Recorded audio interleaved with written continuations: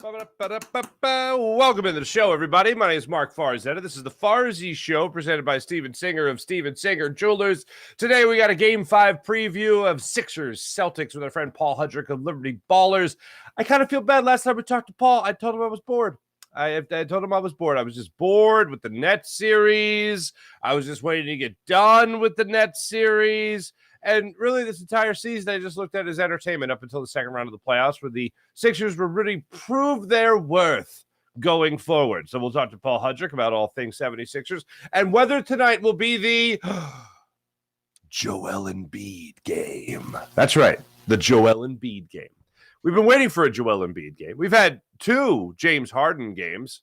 We haven't really had a Joel Embiid game yet. We've had a Joel Embiid game where he was the best Sixer on the floor, but far from the best player on the floor. And this is accounting for the injury and acknowledging the injury. But is Joel Embiid getting stronger as this series goes on? We're getting further and further away, or farther and farther away, never know which one, from game 2 of this series, where Joel Embiid said after the game he had to play that game. He had to knock the rust off. No matter when he came back, he was going to have that kind of game.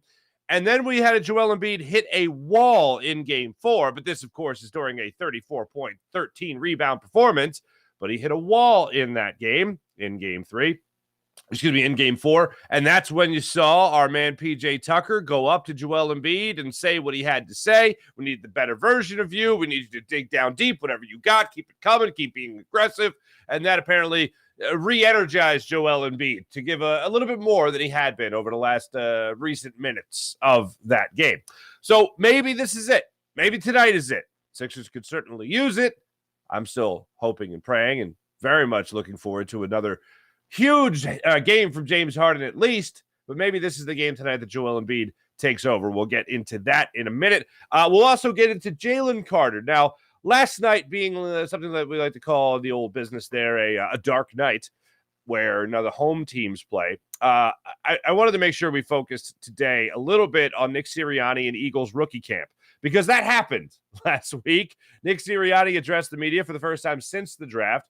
He addressed the media at Eagles rookie camp where Jalen Carter, Nolan Smith, and all these guys were out there running around on the practice field, kind of getting acquainted with the way of doing things at not just the NFL level, but with the Philadelphia Eagles. You might as well call this orientation from the way Nick Sirianni talked about it, about these guys meeting, getting to know each other a little bit, seeing how the Eagles like to do things, and familiarizing themselves with the rules of the NFL and of the NovaCare complex. One of the biggest concerns coming out of this rookie class is Jalen Carter and Jalen Carter's weight, Jalen Carter being in shape. I didn't think it was going to be as much of a story or as talked about as it was with Jordan Davis. I'll always go back to my friend Gary Cobb the night that Jordan Davis was drafted, and he was talking about how you got to keep him away from Subway. I don't know why it was Subway in particular, but it was Subway. Got to keep him away from Subway, and I don't want to see him down at Pacino's. You got to keep him. You got to mix in those salads, young man. You got to make sure you stay in shape, and that's a concern because he wasn't. Even at Georgia, he wasn't on the field for every single down. That was a little concerning. Now we have another concern. And I do expect, for the record, Jordan Davis to be able to take big steps forward in his sophomore season in the NFL. Jordan Davis is somebody that can absolutely, I think, turn that corner. Looking at a guy, for instance, like Jalen Carter, though, wasn't in shape for his pro day, admitted to not being in the best shape for his pro day, and now he comes into camp, and I'm listening last Friday when Nick Sirianni addressed the media. I'm listening to him talk about Jalen Carter and his weight, and it's not exactly the most – they even brought it up during the press conference, a ringing endorsement of Jalen Carter being ready to play. So we'll get into that. We'll talk a little bit about the Phillies starting their 2-game series with the Toronto Blue Jays in South Philly tonight, and we got just so much to get into when it comes to the Flyers not at all winning the NHL entry draft lottery last night. Spoiler in case you didn't see it. They got the 7th overall pick, so they stay at 7. No luck on the side of the Flyers as of yet. No luck on the side of the Flyers. Let's start it off by talking about this basketball team because I am waiting with great anticipation because although, and I'm going to be cards on the table with you guys, I don't think the Sixers win the series. Here's where I want to be. Right, here's where I want to be right now. This is where I want to be after the game. I want to be even further down the road with this. If I am looking for the paintbrush of optimism here to paint this picture, to make us all smile and think of puppy dogs and ice cream, here's what I want to believe. And I give credit to my man Mike Jarek, who, when we did the basketball segment with my buddy Eitan Shander over there at Fox 29, we got off the air, and he looked at me and Eitan, and he said yesterday, so you think they'll do it? And I said, what, win game 5? He's like, no, win the series. And I was like, no, I don't think they'll win the series. I wish I could think that and be optimistic and convince myself that that's going to happen. And Eitan's like, no, they're not going to win the series. Okay. And Mike goes, I think they do it. And I was like, what? And he goes, I think they do it. Like, he was so giddy. He was so excited. He was like, I think they do it. I think they got it. And I was like, well, okay, well, why? I'm trying to crack the code for me. Why? And he's just like, I don't know. I just think they do it. And I'm like, I looked at him and I went, I want that. I want that belief that I have no reason for it. I have no reason to believe that they're going to. Why? Every game 7, every second round playoff series, even going into the bubble against the Celtics, they get beat up there in the bubble in the first round of the playoffs without Ben Simmons. Remember that? Shake Milton was your point, or no? That without Joel Embiid, Ben Simmons had to be moved away from the point guard spot. It was a whole bunch of craziness going on in the bubble. But the Celtics have been the Achilles heel. And I always reference to you guys the last time the Sixers and Celtics played a game 7 in the Eastern Conference semifinals. It was a year before the process started, and the Sixers haven't been past that point since. What a beautiful thing it would be, though, to make it past that second round of the playoffs, as we all know. And on the way home from Fox 29 yesterday, I got thinking, what would it take for me to get to that level that Mike Jarek is at? Oh, I feel like they're going to win. Why? I don't know. I just feel like I think they're going to do it. And he was so convinced of his gut feeling. And I'm like, all right, maybe I know too much. Maybe my past experiences and being so close to it and living and dying with every shot, every dribble, every turn up and down the court, maybe that's what's getting to me. And then I started to think, well, why not? You know what? To hell with that. The Sixers, I feel, are not the better team in this series.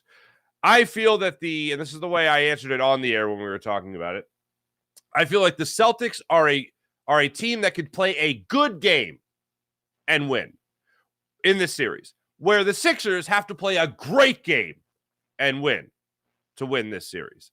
And I feel like that kind of describes the level of performance from the version of basketball you can get from the style of play from the Celtics versus the level and style of play you could get from the Sixers.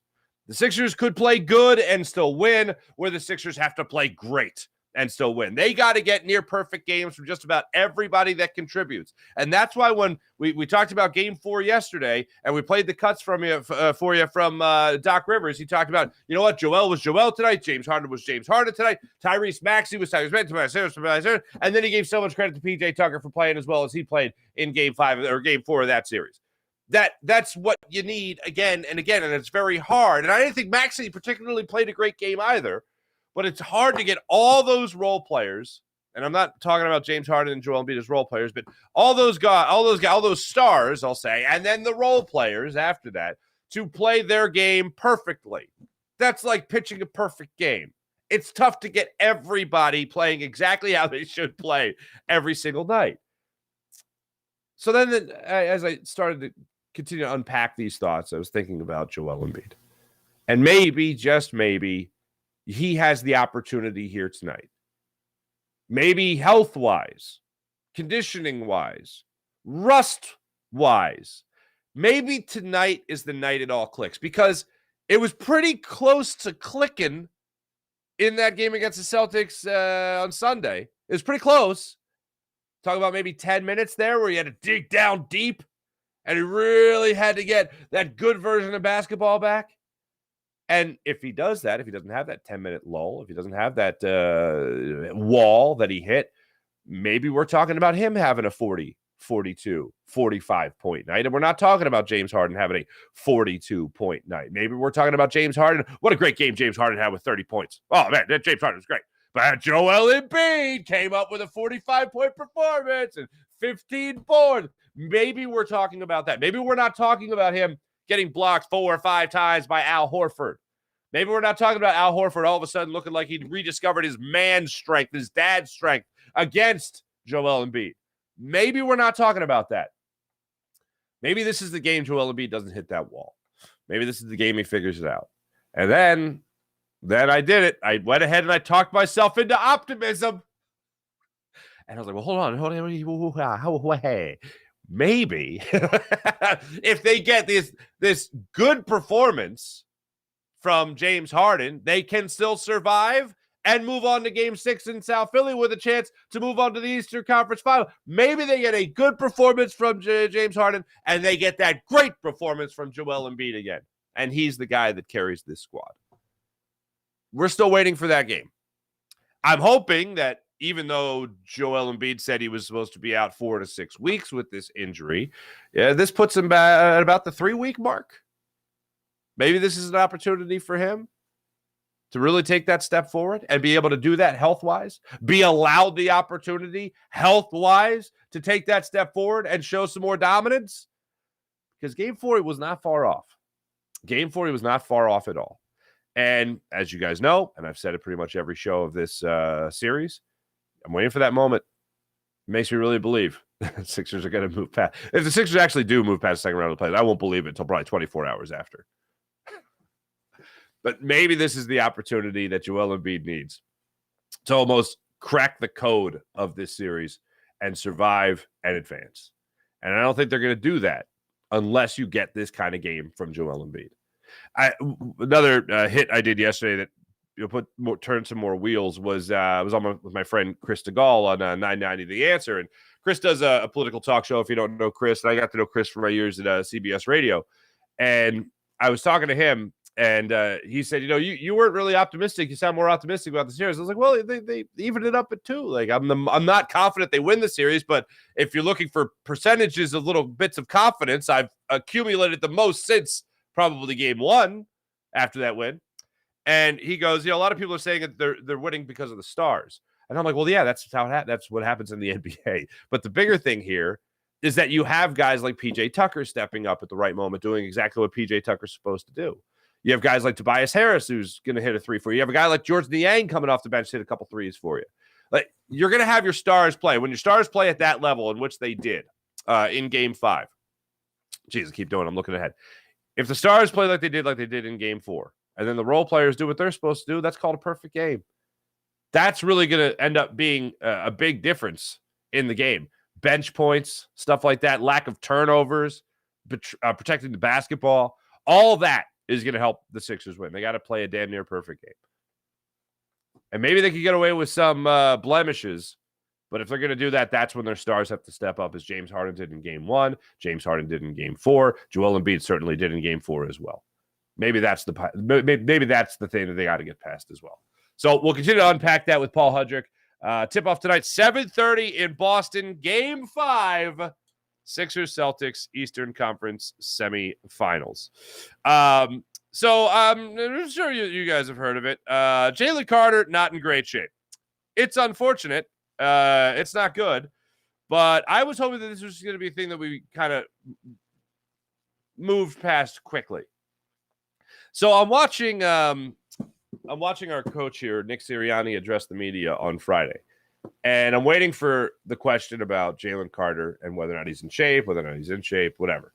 And yeah, it came. It was there. And Nick Sirianni didn't, I believe the term is ringing endorsement, didn't really give us a ringing endorsement about Jalen Carter. Dave Zingaro, so he's asked about like impressions of rookie camp and how what he's seeing so far and all that stuff. And Nick Sirianni talks about players conditioning, talks about players being in shape, and Dave Zingaro kind of narrows it down and says, okay, what about specifically Jalen Carter?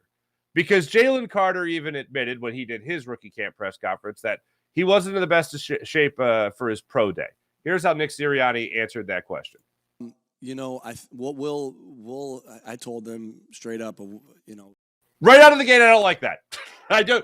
Hey, was that player in shape? Yes, that's what should happen. Okay, is that player in shape? Yeah. Hey, you know what? A lot of these guys getting used to the NFL level, and that's what he's doing right now. Okay. So here it is again. I didn't like the start of that answer. Jalen Carter specifically conditioning. How's he doing, Coach?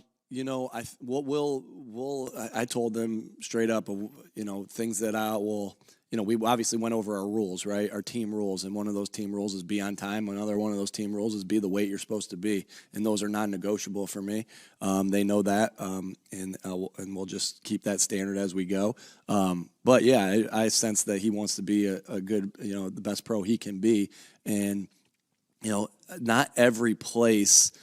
Again, I don't know exactly. I have no idea what each program says the person's supposed to weigh, right? Or sometimes programs, even within the NFL, don't track that. Or they track it, but they don't say you got to weigh this amount. We do. So that's just new to hear. We'll get him to what he's supposed to play at, and I have no doubt in my mind that he'll do whatever he needs to do to be the player he needs to be.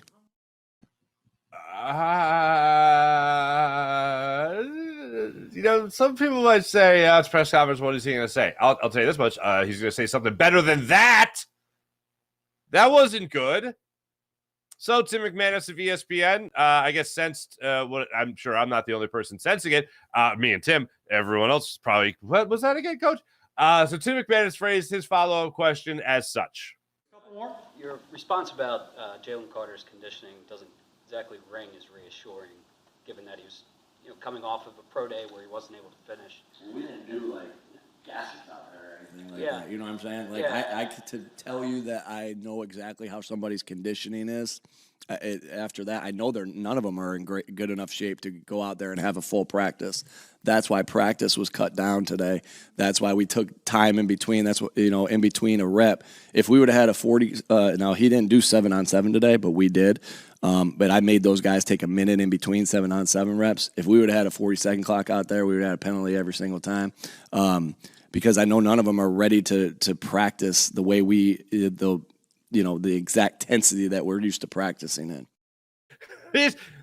They're all just fat and out of shape. What do we just? Jalen Carter's not a concern. Everyone's running around there with a pastrami or something. I don't know.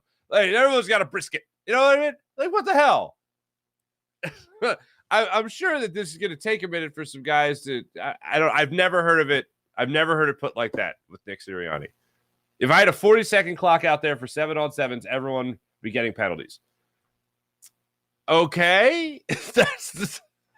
Is that normal? What is the follow-up question? Is that normal? Because that doesn't sound like it should be normal with professional athletes. The orientation part I get. Not knowing where the bathroom might be at the NovaCare complex. Not knowing who to talk to about laundry. The chef's specials. Whatever. That stuff might take a second. Where's the coach's office? Film room in what room? Okay.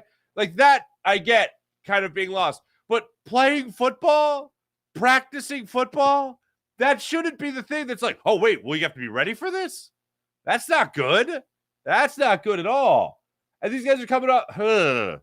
These guys are coming out of college? That seems odd.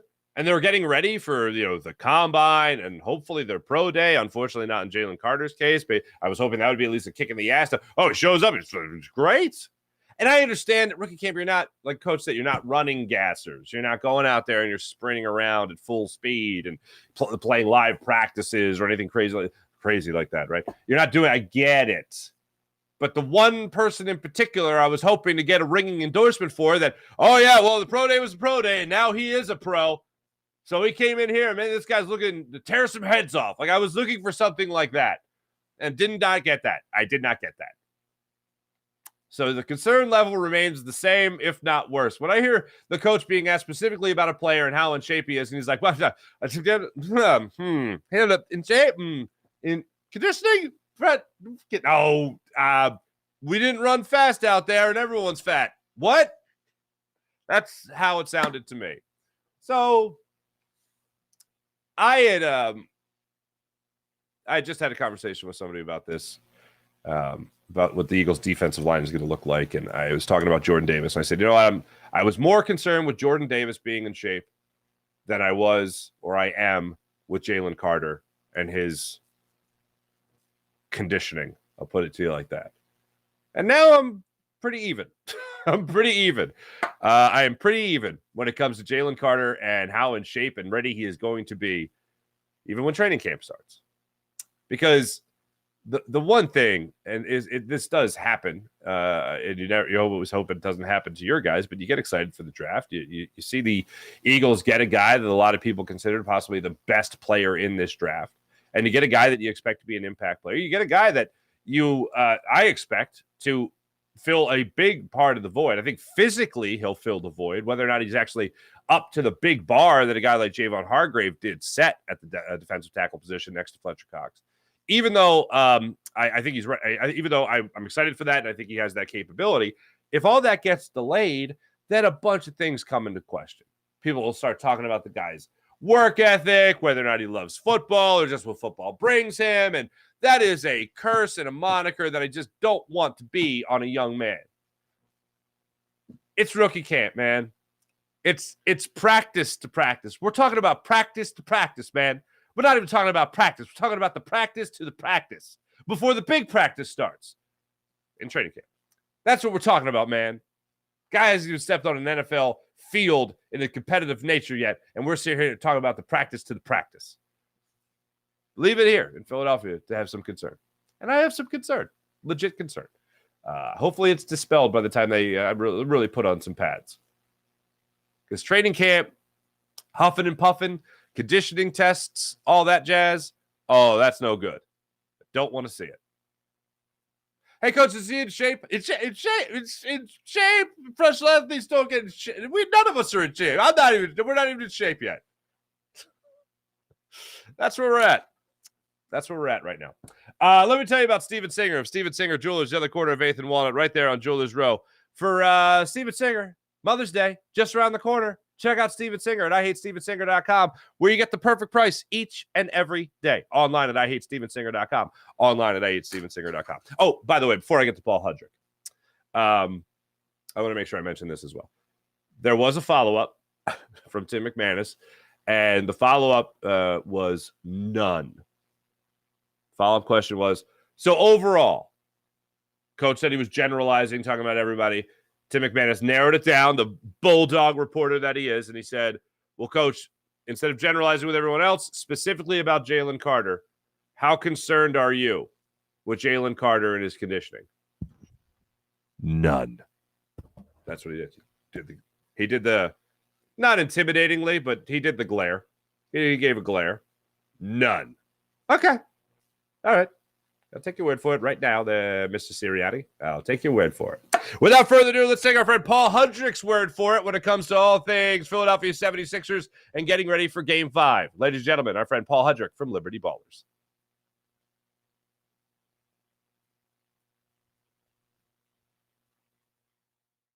On Hudrick, Mark was bored. Now the Sixers are tied at 2 games all in a best-of-7 playoff series to decide who goes to the Eastern Conference Finals. Farzy's no longer bored on Hudrick. What's up, Paulie? I'm so glad you're not bored anymore. It's like I almost want to do the gladiator thing. Are you not entertained? Like that's because this has been a pretty entertaining series through 4 games. It's like it makes you bipolar. And game 1, you're like, I didn't see that coming. That was amazing. Game 2, Embiid's back. This is great. What version of that version of Joel Embiid? And then what version of James Harden are we going to get there in Game 3? Not good. And then Game 4. This is incredible. They've cracked the code, right, Paul? All is right with the world. They realize like James Harden's got to be the number 1 scorer, and then Joel Embiid's got to do whatever he can do in a game, still get you 34 points, which is only a season best average. It's wild. I don't know how to wrap. I can't even talk straight when I talk about the emotions of this series, Paul. How are you handling it being so close to the heartbeat of the 76ers? Well, it's pretty wild that over the course of 4 games, James Harden has been compared to Allen Iverson and Ben Simmons over the course of 4 games. That kind of says it all, right? Like, it's funny. I was, we're all waiting for Doc Rivers to come out, post game, and it was insane post game, like maybe the most circus-like atmosphere I've ever experienced after a Sixers game. And I'm standing next to Gordy Jones, who, if you don't know Gordy, he writes for Liberty Ballers now, does some feature stuff. Gordy's been around for a minute, right? Like Gordy covered the 1982-83 team. Like Gordy's seen some stuff. And I asked him, have you ever seen a more volatile playoff series from a player? And he was stumped. He could not think of a single instance of a player having this kind of fluctuation in their play. And wow. It's insane. I mean, there are basketball reasons behind it for sure. Like their playoff series are so weird in that each game can kind of take on its own identity, beyond the series and all that. But I have never seen anything like this where a guy can look unstoppable for 2 games and then look frankly, he would probably tell you himself, like, terrible for 2 games. It's wild. It's definitely an emotional roller coaster. And I have a feeling the Boston Celtics fans are also feeling a bit of that with a guy named Jason Tatum, because his play has been pretty up and down through 4 games. So yeah, it's been a crazy, crazy series. And what version of James Harden they get feels like it might determine whether or not they actually win the series.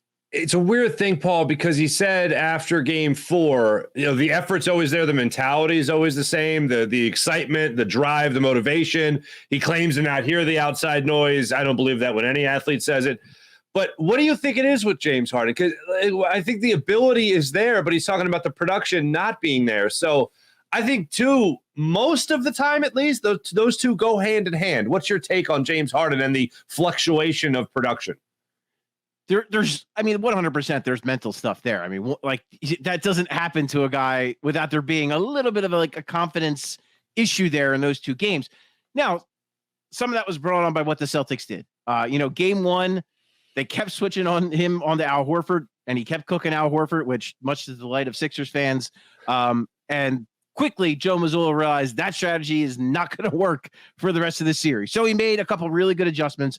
1 was putting Jaylen Brown on him, and 2 was not switching, making Jaylen Brown fight over the screen, which he's very good at. Jaylen Brown's a very long, athletic guy, very strong guy. He was able to do that through games 2 and 3, and it caused James problems, just flat out. And then I think the confidence, to me, game 3 was more like game 2. You could almost throw out the window. It was a blowout. These things happen. I think it was 16 straight times now.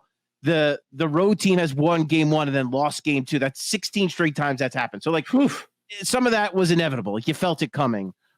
So I kind of toss everything out the window in game 2. But game 3, I thought it was a couple things. Look, I mean, the record doesn't lie when Scott Foster officiates games and James Harden is playing. It's a thing.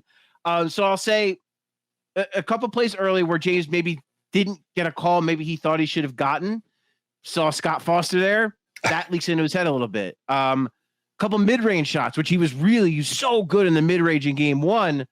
Game 3, he misses a couple of them. And I thought he kind of went into a shell. And that's not to make an excuse. You can't do that. You're James Harden. Like, you can't go into a shell. You're too good. These games are too important. You can't do that. But I give him credit for game 4 for coming out and attacking. And I give Doc Rivers credit, Mark. I know that's like a weird thing to say for people, but like, you have to give him an ounce of credit for making some adjustments, for making sure the Sixers do things like guard switches to make sure that Jaylen Brown is no longer covering James Harden, and just putting him in just more advantageous positions. I like the idea of Tyrese Maxey bringing the ball up the floor, especially if Jaylen Brown's going to hound James Harden full court pressure, bringing the ball up every time. That's going to take energy. That's going to take effort from James Harden. Just give it to Tyrese Maxey. Let him run the ball up. No one could, you're not going to full court press Tyrese Maxey because he's just too fast and he's too good of a ball handler. It's not going to happen. So you have him bring the ball up, gives James a break, starts the offense a little quicker, puts more pace in your offense. So I think all those things were contributors. Less turnovers was good. I think he only had 1 turnover, which is insane when you consider how much he handles the basketball, how much he scored, how much he facilitated on Sunday. To only have 1 turnover, that's pretty incredible. That also helps the Sixers on the defensive end kind of set their defense. I thought that too, like, he was just engaged. He had 4 steals. He had a block. He was more engaged on that end of the floor. He's not the best defender in the world. We all know that, but he has got really quick hands. He's got very good instincts, so he can make plays like that. So I just think he was. I think it's a confidence thing where he felt good early on the game, made a couple layups, made a couple mid-range shots. That got him going, and it was a positive snowball from there of him just continuing to play well. Speaking with Paul Hudrick, of course, of Liberty Ballers. Also, check out the podcasts from Liberty Ballers as well with our friend Paul Hudrick. Follow him on all social media platforms as well. The gospel song. Let's get into this. First off, if you, and Paul, you know I love you, man. We've known each other for a while. If you send me a song that's 8 minutes, I don't know when I'm going to get to it. Okay, I'm going to tell you this. If it's a couple minutes, if it's 3 minutes, I'll listen to it. But 8 minutes is like a text from a friend eternity of time to listen to a clip, okay? Essentially, if the way you and I, like, you got to see this clip of the post-game thing. If I see it's over 3 minutes, I'm probably not listening to it. But he goes and he listens to the song. What did Doc mean by this song? What was your take on what Doc meant to do by sending James Harden the song? I believe it was called You Know My Name. Yes, that is correct. Well, first of all, objectively hilarious to think about James Harden and his pals rolling up to the arena, blaring gospel music that Doc Rivers suggested. James Harden, who is like best friends with Lil Baby, and we all know enjoys a gentleman's club from time to time. This guy rolling up to the arena, to the Wells Fargo Center, blasting gospel music.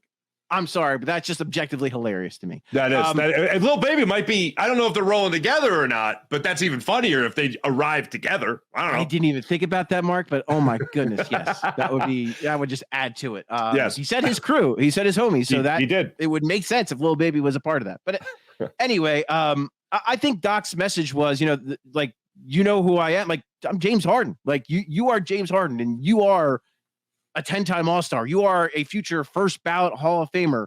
You were named one of the 75 greatest basketball players of all time. Like, you don't need to prove anything to anybody. Just be you, and realize who you are. And I think when I talk about like a crisis of confidence, like that's what I felt like in Game 3, where it's like, you can't that was my thought after I watched that game, was like, he is too good to play like this. He's too good to be kicking the ball out when he's got a pass to the basket.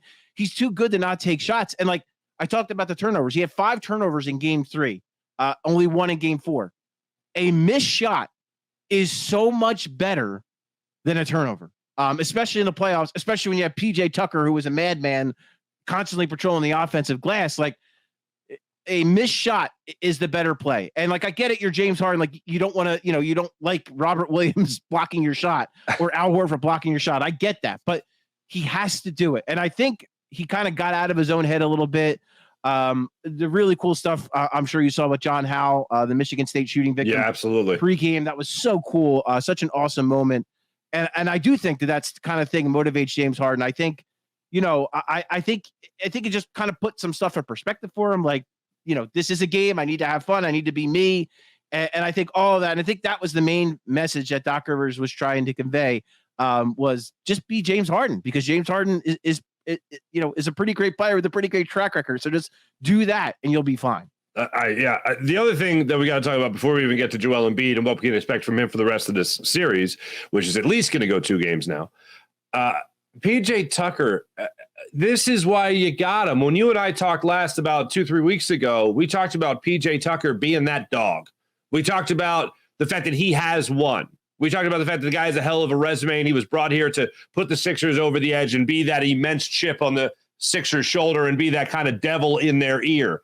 It literally almost played out in Game 4 when he's standing next to Joel Embiid and saying, yeah, we can't have that. You got to be aggressive. You got to go for it. And Joel Embiid even saying that PJ Tucker got on him, and he was able to find a little bit extra left in the tank for the later portion of the fourth quarter and overtime. How important and how much credit does a guy like PJ Tucker deserve for being a motor on this team? I think you're a fan of the show Ted Lasso. Have you watched Ted Lasso? No? Absolutely, I am, yeah. Roy Kent and Jamie Tart, man. That's what I get. Like, that vibe when he's screaming in Joel Embiid's face, like, it's perfect. Like, it lines up so perfect. And couldn't you see, Mark? Could you not imagine PJ Tucker, if someone asks him something or says something to him he doesn't like, just growling at them? Like, I can see that. Oi! I could see PJ Tucker just grunting at a guy that's someone that says something he doesn't care for. But yeah, and I think we talked about this when they signed him, when you had me on. I think we talked about it through the course of the year. You don't sign PJ Tucker to beat Charlotte in January. You sign PJ Tucker to win you playoff games against the Boston Celtics in the Eastern Conference semifinals. This is why this guy is here. Huge offensive rebound, gets that end one. And like you said, he's not even worried about like, I got to go hit this free throw. His first thought is, I have to go yell at Joel Embiid and tell him to be Joel Embiid. Because and I'm like, we're going to touch on the Joel Embiid stuff, but like, yeah, I mean, he is willing his team, and like you need that. They have lacked that. And Doc Rivers said that yesterday. I think it was Marcus Hayes from the Inquirer asked him do you not see it? Do you see a toughness difference from last year against Miami till now? Doc Rivers said, well, yeah, that Miami team had a guy named PJ Tucker on it, and now that guy PJ Tucker is on our team. So like that's the difference a guy like that makes. And there's been no player like this, right? During the entire Joel Embiid era, there has not been a player that has this kind of voice, that has this kind of impact, that has won a championship, that has this kind of, cachet that he can walk around and talk to guys like that and get in guys' faces, and they all take it well. And I think that's a big thing too, Mark. Like, and like I think PJ too has such a good read on guys. Like he knows he can scream and curse at Paul Reed, and Paul Reed's just going to be like, okay, and he's going to take it and he's going to be better. You maybe don't want to do that with Tyrese Maxey because that's not really maybe fitting his personality. And PJ knows that. He said that. So I think he's got the cachet, he's got the attitude, he's got the resume to do that. And I just think he knows what works, right? Like he's just such a good communicator and knowing what works for certain guys. And I think that's so huge when you're talking about a team, when you're talking about a leader, and just that he knows what Joel Embiid needed to hear in that moment, and he did it. No, to get on the Joel Embiid subject now, we haven't seen someone. Usually it's Joel Embiid calling out someone, whether controversially or not, in a press conference. Rarely do we see it on the court. I mean, the last person I really remember Joel Embiid even getting emotional with was TJ McConnell. You know what I mean? Like it's that far back. But when you look at a guy like James Harden, he got in the ear of Tyrese Maxey. No one ever gets in the ear of Joel Embiid, and PJ Tucker has done that. When it comes to Joel Embiid, though, MVP of the league, scoring champion again, all that. Do you see him getting better as this series? Because it seems like he has gotten better since that game two, his first game of the playoffs, but game two, he said he needed to knock off the rust. He needed to play that game before he could come back and get anything close to, forget about MVP level, even all-star level Joel Embiid. It seems like he is getting more and more comfortable. It's a matter of getting that conditioning back at the proper level. Maybe this game 5, he's able to push a little harder. What are you expecting from Joel Embiid as this series go on? Continuously getting better, or do you think what we saw in game 4 is as good as it gets? I think he's going to continue to get better because I think stamina is an issue because he didn't play for like almost 2 weeks. And when that happens, and he's talked about this many times, like the reason why he hated being load managed so much is because he felt like when he didn't practice or he didn't play, that's when he was more prone to get out of shape. Now he's gotten better with it. And he said that too. Like, he's hired a world-class dietitian in recent years. He's learned how to keep himself in better shape, but nothing replicates the energy and the stamina required to play a playoff game. And they went to overtime too on top of it. I think he played 46 minutes. I mean, that's a lot for a guy on a sprained LCL who hasn't really played a ton of basketball. So no, I expect him to get better because I think his wind's going to get better. I think he's going to get in better shape. And the knee seems to be trending upward. Like it seems to be healing. He seems to be in a better place than he was when he came back in game 2. And Al Horford, look, first of all, I don't think Al Horford has hurt Joel Embiid this much since 2019-20. Yeah. But in all seriousness, Al Horford hasn't had anything for Joel Embiid in recent years. Like really, he hasn't been able to defend him. And that's the combination of Joel getting better and Al, quite frankly, not being a spring chicken anymore. He's getting older. He's got a lot of mileage on those tires. He's plays a physical brand of basketball. So like it's going to take its toll. And I think, quite frankly, that's why, the whole Al Horford elite shooting thing, and he made a joke with Boston reporters. Like, I think part of the reason he's not shooting as well is because he's got to run up and down the floor with Joel Embiid for 40 minutes a night. imagine your legs, Mark, trying to hit a shot. Like that's a lot. So, and Jello. I say Jello all this legs. to say, I think Joel Embiid getting blocked 3 times by Al Horford has a lot less to do with Al Horford than it does with Joel Embiid. I think Joel Embiid was tired. I just frankly think he was. And I think PJ was just trying to like fire up to be like, dig down, like dig deeper. Cause whatever you have, we need it for these last few minutes and for, overtime, which occurred. Like we need you for this. So, I do imagine he's going to get better because I think he's just going to get in better shape physically. I think he's going to be physically have more stamina. I think James Harden taking on a bigger role and scoring more, kind of like we talked about earlier, I think that's going to help him because that helps him kind of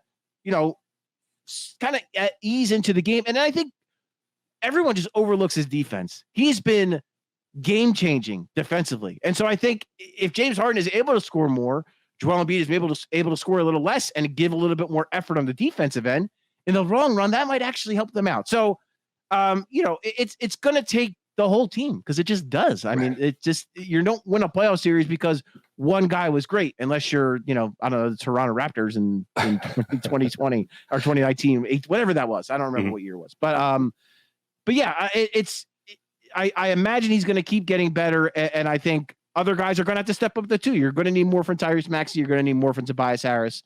Everyone's going to have to step up. I agree with you on that. I'm going to ask you a question that Alex Holly asked me yesterday morning on Fox 29. I want to get your perspective. I'll tell you how I answered it, and I want to get your perspective on it. Basically, it was who was the better team. Actually, Mike Jarek asked that part of the question. The follow-up was from Alex Holly. Who's the better team? I said the Celtics are the better team, and Alex said, well, why do you have any semblance of confidence that the Sixers could win this? And I still think the Celtics win this series. But if I was gaining confidence, I'm at the highest point of gaining confidence, obviously, after Game 4. But I believe the Celtics to be the better team. I believe that the Celtics, and this is what I explained, I said, I think the Celtics can play good and win. The Sixers have to play great to win, meaning, of course, the margin for error is much smaller for the Sixers. Is that a fair assessment? Do you see it a similar way? How would you look at these two teams when you stack them up going into the final couple games of this series? Yeah, it's certainly a fair assessment to say that to believe that the Celtics are a better team. I mean, they won 57 games this year. They were the number 2 seed. Right. They went to the finals last year with pretty much the same roster, except you could argue slightly improved with Malcolm Brogdon in the mix. So yeah, I think all of that is fair. I think if you're the Sixers, I'll say a couple of things. One, I think it's a little bit more evenly matched than maybe some people believe. If the Celtics are better, I think they're like a little bit better. You know what I mean? Like, I don't think it's like, oh my God, this Celtics team is unbeatable. Like, it's not like, the 72 win Bulls or anything. Like, right. Good team. But the Sixers are a pretty damn good team too. I mean, they were the best team in the NBA from December on. So I will say, yeah, I give a slight edge to the Celtics, but I think they're pretty close. I think what the separator is, Mark, and I think if you're a Sixers fan looking for optimism. I am. Just to be clear, I am. Right. One, Joel Embiid is the best player on the court at all times. He just is. No matter how you break it down, he's the best player. Through 4 games, I mean, James Harden has been the best player on the court for 2 of them. And I don't see any, and I could be wrong, and it could happen because they're both great players. I don't see a scenario where Jason Tatum or Jaylen Brown score 40 points against the Sixers, because I think the Sixers half-court defense has matched up really well with the Celtics half-court defense, where the Sixers have gotten into trouble. And we've heard this, we played this song before. It's transition. And the Celtics are so good. I think, it's been a really big talking point for the Sixers is they're so good scoring within the first 10 seconds of the shot clock. So if your offense is running well and you're scoring and you're getting good possessions, good shots, you're getting back and you're setting your defense up, you got a pretty good shot to slow the Celtics down. It's when you don't run good offense. It's when you allow them to turn the ball over, which they're very good at, by the way. They're a great defensive team. They do turn teams over. So when the Sixers as a team only have 7 turnovers, it really hurts the Celtics because they can't get into that. They can't get into the that fast break transition mode and find matchups they like, because it's not just about scoring in transition. It's about getting the Sixers when they're not set and finding favorable matchups. That's kind of the bigger part of that. So. Again, if you're a Sixers fan looking for optimism, I'd say it's that you could argue, not definite. I mean, well, they clearly have, to me, the best player in the series. on some nights they might have the second best player in the series. So that's where you draw your confidence from, is that the Sixers have two stars that have played like stars for the most part. Jalen Brown, I think, has unequivocally been the Celtics' best player. He's been awesome through 4 games. If anything, I think they should be getting him more involved. Just my take on that matter. And Jason Tatum has been very inconsistent through 4 games. He was great the first half of game 1. He was great the second half of game 4. Other than that, he's been pretty up and down. So, and he struggled against the Sixers in the regular season. So I think that's where you need to draw your optimism from. And then also, Tyrese Maxey, their third best player, quite frankly, hasn't been very good. So you got to expect at some point he's going to break free. He's going to have at least one big game. Mm-hmm. No, I'm with you there. And you know what? If you and I are on the same lines of thinking, I think we are, as far as Joel Embiid goes, he continues to get better. I think he does have that game where you're looking at him as the guy that's carrying the Sixers. Not like in game 3 where it seemed like nobody else was out there on the court, but more along the lines of what we saw in their last matchup of the season. I know the Celtics were shorthanded in that, like they were through most of their matchups this season, but I still feel like there's that game where, yes, Maxey goes off and maybe Tobias Harris hits a couple more quick clutch threes that you weren't seeing coming. It really that big game for Joel Embiid where you're talking about that 40 to 50 point game that Joel Embiid could also have. And that's what I'm looking forward to. And I think the Sixers win at least one more game in this series. And I think we're going to end up going 7. Paul, confidence level in the Sixers. I'm not even going to ask you about just game 5 tonight, but just overall in the series, confidence level in the Sixers. I think I 100% agree with you that these next 2 games are going to get split. How that happens, I don't know. I would assume Boston wins game 5, Sixers win game 6, and we're going out to Boston for game 7. And the thing is, game 7, anything can happen in a game 7. And that's where, to me, Mark, your stars, if they play like stars, that's how you win a game 7. When somebody, whether it's James Harden scoring 40 points, whether it's Joel Embiid scoring 40 points, whether it's Tyrese Maxey digging deep and figuring it out and score, or for the Celtics perspective, Jason Tatum or Jalen Brown going off and scoring 40 points. Like, that's what those game 7s, like, that's where you need that type of performance. So I'll say this. I don't know what's going to happen, because I think it does go 7. And when you get to game 7, it's a toss up. No one knows. No, but we have known that the fate of game 7 for far too long in Philadelphia. but I'll say this. This team, they might win the series. They might lose the series. I don't think this is the same old Sixers team, because you know what? That same old Sixers team couldn't have won game 1 without Joel Embiid. And I don't think the same old Sixers team wins that game yesterday where they give up a big lead, have to come back to tie it, and then win it in overtime. I don't think the Sixers of last year or years past can do that. So, and I guess that's another place where you can draw your optimism from, is that this team feels different. And, maybe the Celtics are the better team, but the better team doesn't always win a 7-game series. Sometimes if you can just put together 4 games where you're better than them, you win the series. So that's I have confidence that they are going to win at least another game and push it to 7. That's where I'm at. I'm at least with you there, my friend. I'm at least with you there. His name is Paul Hudrick. Catch him on Liberty Ballers, of course. All their great platforms, podcast as well. Read all his stuff, of course, on Liberty Ballers as well. Paul, always great catching up with you, brother. Thank you so much. You got it, pal. Anytime. The great Paul Hudrick joining us on the Rotherham Northern Phoenix guest line from Liberty Ballers. Next time on Hudrick, the Sixers make it to the Eastern Conference Finals. I hope that's what happens. Love talking to Paulie. Always fun talking to my friend Paulie. I think a lot of us are in the same realm of like, no, they can't do that. They can't do this right. And it's weird about this Sixers team because usually I'm very optimistic. Usually I'm like, oh, no, they can pull this off. I can see them doing this. But it's like I've been hurt so many times. I feel like if I tell you at the end of this show, when I make my official prediction for tonight, if I tell you that and I say they're going to win, then you know what that means? That means I'm ready to get hurt again. That's what it means. I'm ready to get hurt again. And I don't want to be hurt again. But I might be prepping myself to get hurt again. And I'm looking at some of these comments, and you guys are looking like you want me to get hurt again, and you want to get hurt again, and we're all going to get hurt again. Anyway, that's Paul Hudrick, ladies and gentlemen. Check him out. All things Paul Hudrick on Liberty Ballers, obviously. Let me tell you right now, but my friends at Manscaped, manscaped.com, the leader in below-the-waist grooming.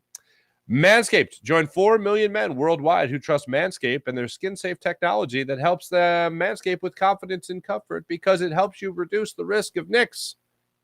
How about that?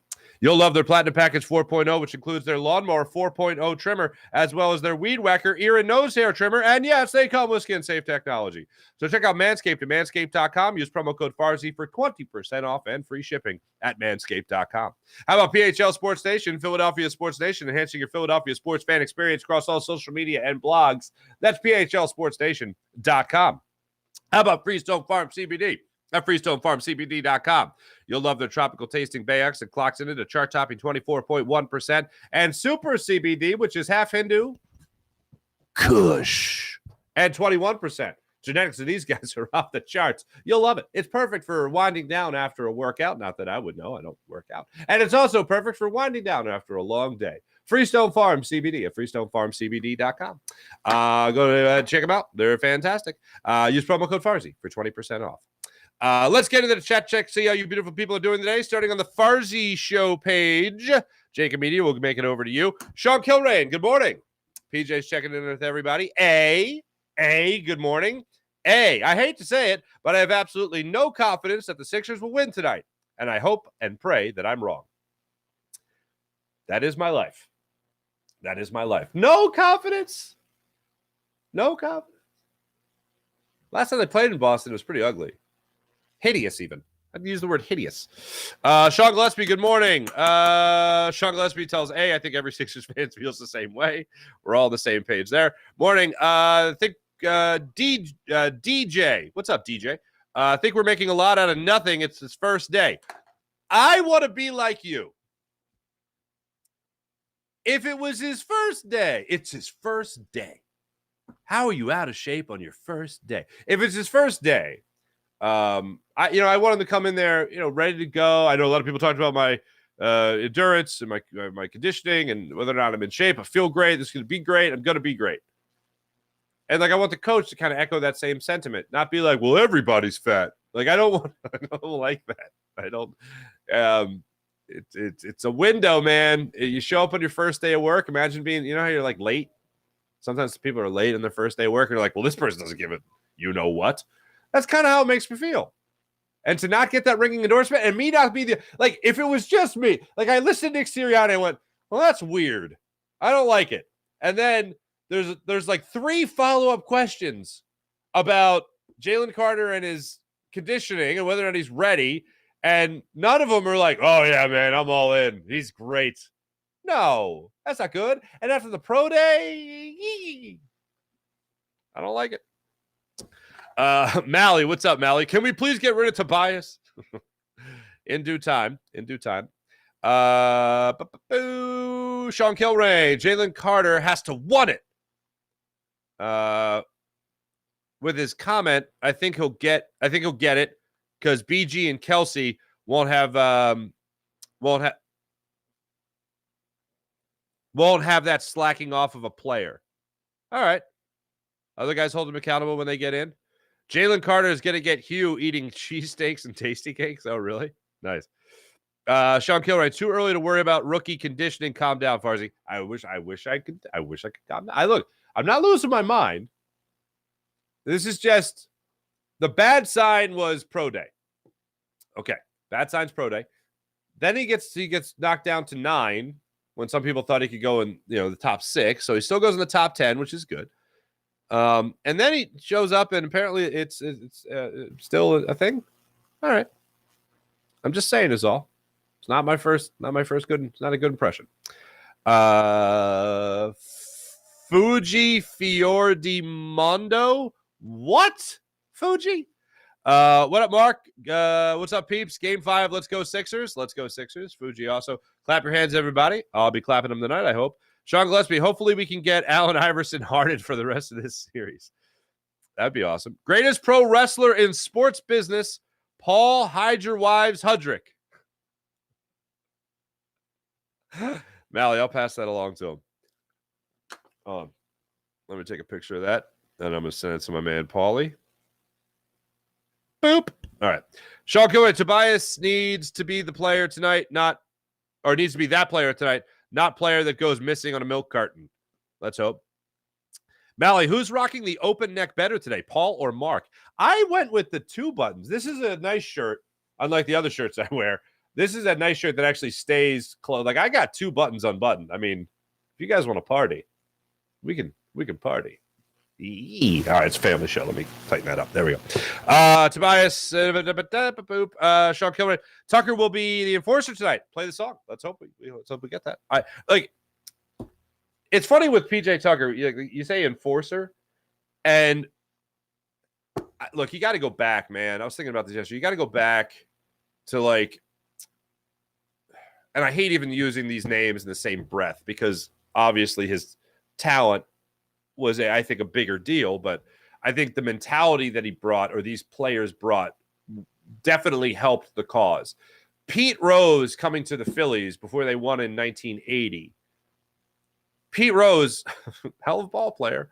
But Pete Rose also, aside from just being really good, also was in the locker room telling Mike Schmidt how much other pitchers feared him. And that helped Mike Schmidt's psyche and confidence and kind of being a little self-aware of knowing that the pitcher was more afraid of you than you were of him.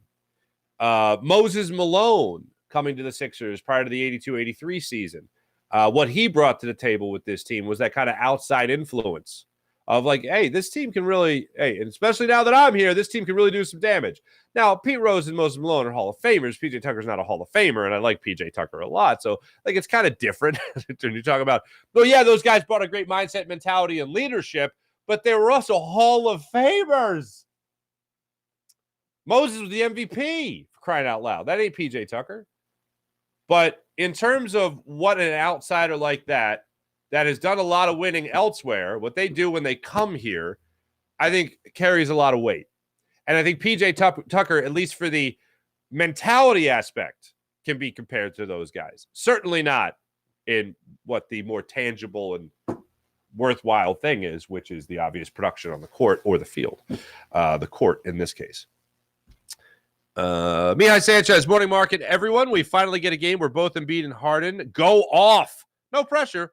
Just seal another one in Boston. Believe the NBA is fixed, scripted for a Celtics-Lakers finals. Ooh, baby. Yes, that would go. That would make them lose their minds up at the corporate office. It absolutely would. And, hey, look, I'd be tuning into that as well. More so than I normally do. I'd actually have a rooting interest in that one. What evil do I pick? I'd probably root for LeBron because to hell with Boston. Yeah, you heard me. You think you're better than me? Anyway. What's going on? April. Good morning, April. Mark should have worn the gray shirt today. Residual. Am I saying this right? Residual Mike. What's going on? Sixers and 6. I love it. Ray, watching the end of Game 4, Embiid and Harden wanted the ball. Harris gave it away a couple times in the last couple minutes when he was wide open. Nobody else wanted the ball, but those two in crunch time. It's got to come down to Embiid and Harden. Ooh, Armando. The best team on the road is the Sixers, and Boston knows it. I hope so. Go Sixers. What's up, Go Sixers? Think he'll be fine. Morning, Farzy. Morning, Go Sixers. Sean, what's going on? Ew. Oh, no offense. Ew. Hey, Sean. You wanted to... All right, anyway. Sorry. Hey, I just hope PJ Tucker shoots the damn ball when he's wide open in the corner. I hope so, too. Thank you, everyone there on the Farzy Show chat. Let's get over to Jacob Media. Old Man Philly. We are fine. Nick plays word games with the press. Okay, I hope you're right. Kevin Washington, we need Tobias Harris. We need to buy Tobias Harris out at the end of the season. Not a good fit. Certainly seems like it. King Pooty TV. Big game day. Thank you, King Pooty. What's the deal with Scott Forster and James Harden and CP3? I don't like him. I just don't like him. Calcita Moore. What's up, Calcita Moore? We are going to win Game 5 and 6. Let's hope so. I hope you're right, Calcita. I hope you're right. It all goes down tonight in Boston.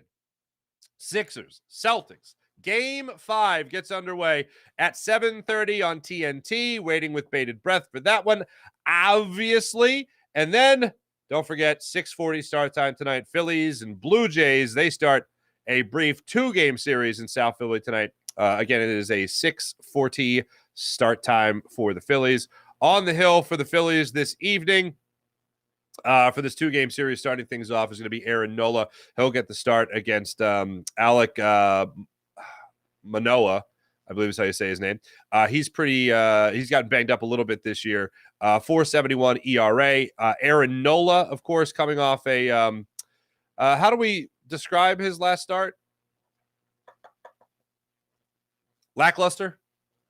6 1/3, 4 earned runs on 7 hits. Did give up a home run, 5 strikeout to the 10-6 loss to the LA Dodgers. But before that, he had the 8-inning 1-run performance against the Houston Astros. So cross our fingers, that's the version we get today. As for his opponent tonight, Manoah going for the Blue Jays. He'll take to the hill tonight with a 1-2 record on the season, that 4.71 ERA. He's coming off a start where he allowed just 2 earned runs, 5 runs total on 8 hits in 5 innings against the Boston Red Sox. Prior to that, also 2 earned runs, 2 runs total, 5 innings against the Seattle Mariners. And before that, 7 shutout innings against the New York Yankees. His real big blemish is against that team that's giving real big blemishes to everybody, the Tampa Bay Rays. He allowed 7 runs on 9 hits in a game back on April 16th. So we'll see how the Phillies do against him tonight. As I mentioned earlier, Flyers get the 7th overall pick in the NHL entry draft. So they lose out on the sweepstakes, unfortunately. Thanks for watching. Thanks for listening. My name is Mark Farzetta. This is the Farzy Show. Thanks, everybody on the Jacob Media YouTube channel. Thanks, everybody on the Farzy Show YouTube channel. My man Jim Hyde produced program, did a wonderful job as per usual. Official prediction for tonight. I can't help myself. I'm going to do it. I'm ready to get hurt again. Sixers win tonight. I'm going to see this game playing out as a 103-95 Sixers victory tonight. That's the way I see it going down tonight. Thanks for watching, everybody. My name is Mark Farzetta. This is the Farzy Show. Make sure you hit subscribe. And also for the people on the podcast, thanks for listening. See you guys tomorrow after hopefully a couple of wins here in the Philadelphia sports scene. See you.